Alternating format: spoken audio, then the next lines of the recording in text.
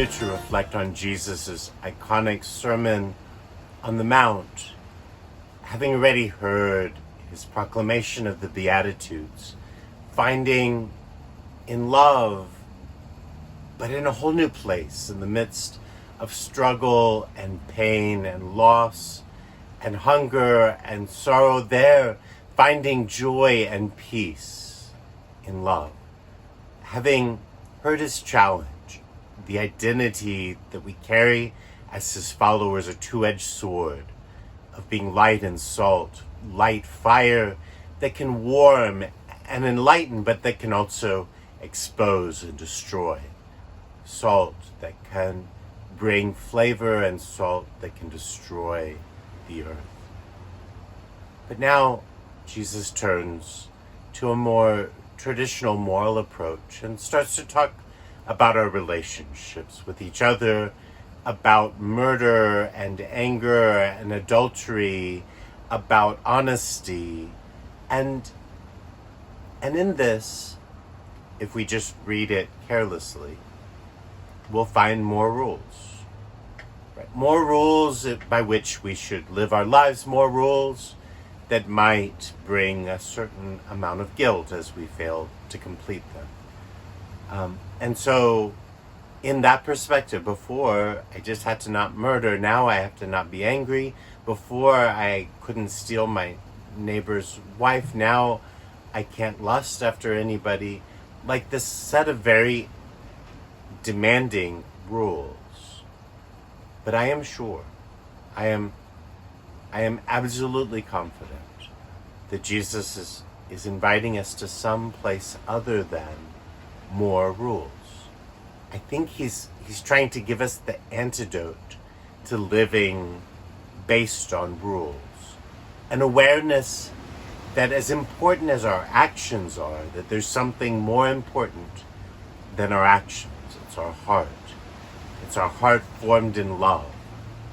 And from that perspective, when I'm not allowed to murder, the next question is, how many times can I punch him in the nose before I violated the commandment? What's the line?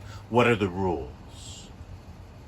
The same with adultery, right? That yes, I understand I can't steal my neighbor's wife, but what are the limits? What am I allowed to do? How far can I go? And that would be true in our relationship of honesty with each other. How many theological discourses have been written on the various ways that we can lie without lying?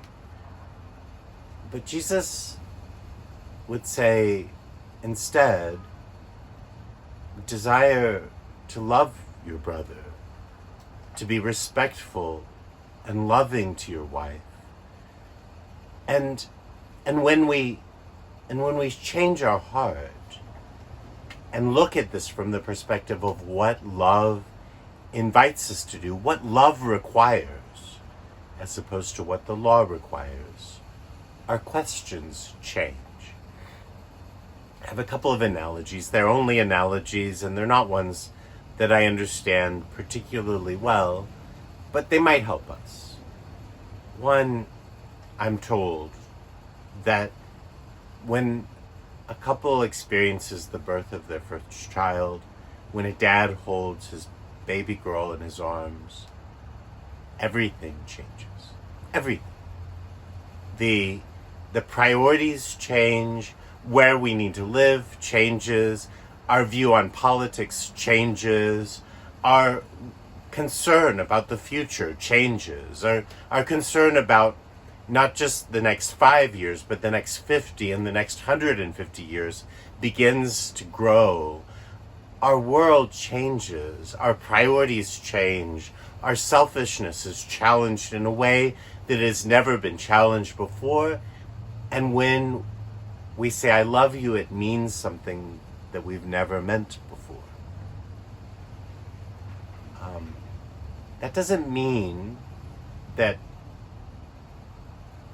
people who have children become perfect, right? We still make mistakes, and sometimes we even know what we believe will be best and then are too selfish to do it. but our vision has changed. And the questions that lead us through life can change. That might also be true of those who fall in love and choose to build a life together, and young couples who stand before the altar with dreams and hopes and commitments and priorities. That again, they've found a new meaning for the word love, and their willingness to give their whole life to somebody else changes everything. And their life is forever changed at that altar, and their choices and their visions and their priorities shift. Again, not perfectly, and not without selfishness creeping back in, and not without an argument, and not without being less than our best selves, and not without, right?